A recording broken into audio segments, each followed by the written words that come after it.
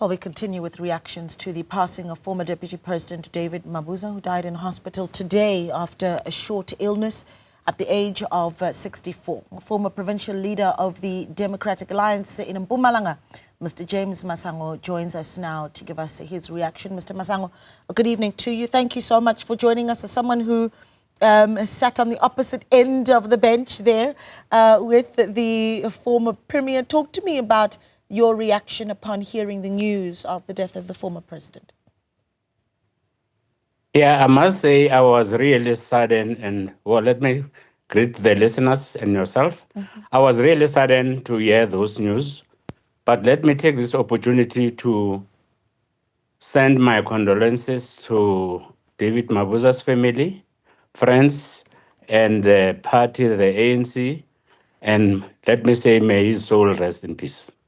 Yeah, of course, so there's going to be a lot of discussion over the next few days around the contributions that he's made and the various roles that he had. But perhaps if we look at just your view, especially as opposition, into his leadership of the province of Mpumalanga. And I'm not just talking about as premier, but also as someone who had quite a bit of influence over the African National Congress in the province, to the point of becoming the kingmaker in the elective conference, in the first Newzroom elective conference.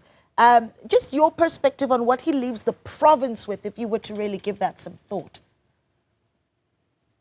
Yeah, look, I came to know Didi Mabuza. I always know him when he was the minister, the MEC, but it was from far away. And then in 2012, I came to the legislature from National. That's where I met Mr. Mabuza as the premier of Mpumalanga until 2014. And then I came back again in 2015. I met him still there until 2017 when he goes to the National Assembly as the deputy president. I think he has been the leader of the ANC in Mpumalanga quite for a long time. I know there were people who tried to contest him, but they were not successful at all because I think he was a really powerful man that nobody could actually have won against him. And I'll remember in 2017, I mean, everybody from the ANC, I think they were taken by surprise. Everybody thought that Didi is actually going to support Nkosazana Zuma Dlamini. But in the last minute, he just came and said, I vote for unity. Let's go for unity. And I think that actually changed everything. And that's what made him actually the deputy president, because he left things of the faction and he went for something different that is neutral. And he caught everybody unexpected and he made himself the deputy president. Yeah, I think that elective conference definitely comes up, as you discuss the former deputy president. Really difficult not to talk about that moment.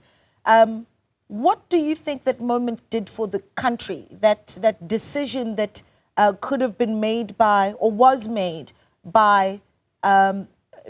Mabuza and his constituency in 2017? I think what he did, actually, he have made the ANC not to be in a faction as they were before they go to the election. And actually that helped them a little bit to be one unity, even after the election for a time being. But I think that was a good move that he did, even if probably maybe some won't like it, because some were also expecting so-and-so to be the deputy, and he made it as the deputy. You talk about just how much power he, I don't know if wielded is the word, in Mpumalanga, and I'd like to hear more about, your views on that, but also what it meant about how he interacted with opposition in the province. Yeah, look, I must be honest that on a personal level, we interacted very well with Mr. Mabuza. Especially, I normally saw him every time when he was in the assembly. But I know we made some few meetings with him, and he always gave us a chance to go and talk to him in his office. But yeah, you will know every time his oral questions, he will overrule the speaker, especially when I do follow-up questions, and probably maybe the time is gone, or probably I've already asked a follow-up question, and he will overrule the speaker and he wanted to answer a question.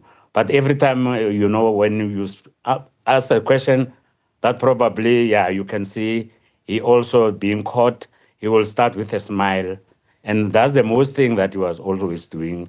The smile, it was his good thing that he can do, and he will come up with an answer to whatever you're doing. So he never allowed to be stopped not to answer questions. He always forced that he should be answering the question. He came for the questions and he will answer the questions. And that was something that it actually violated the rules, and he didn't mind to do that. Yeah, I think before I let you go, there is the question of what it is that we take from his life. Then, I mean, you've described so aptly just those interactions with him, but what you make around other leaders of all political parties, and the lessons that we take from his political career, whether good or bad, in your view.